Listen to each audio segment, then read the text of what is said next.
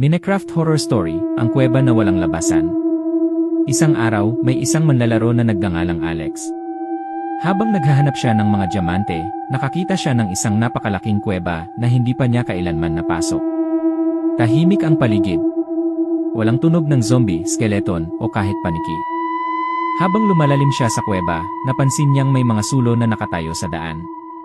Nagtaka siya dahil hindi naman siya ang naglagay ng mga yon. Biglang may nakita siyang karatulang kahoy. Umalis ay habang inri oras liye. Kinabahan si Alex, pero ipinagpatuloy pa rin niya ang paglalakad. Makalipas ang ilang minuto, narinig niya ang tunog ng paghuhukay. Tok! Tok! Tok! Akala niya ay isa pang manlalaro, kaya sinundan niya ang tunog. Ngunit pagdating niya sa dulo ng lagusan, walang tao. Huminto ang tunog. Paglingon niya, may isang Steve na nakatayo sa likuran niya. Puti ang mga mata nito.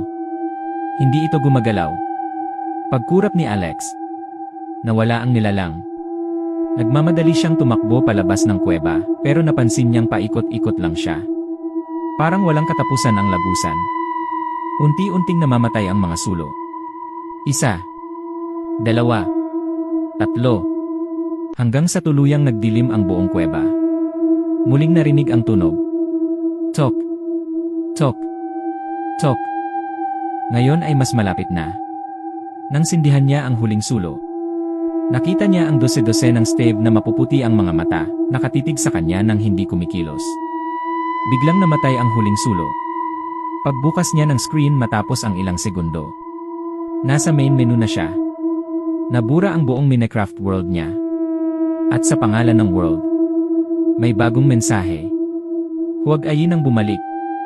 Kung nagugustuhan mo tong Minecraft story, maaari kang mag-subscribe, like, and share for more Minecraft story episode.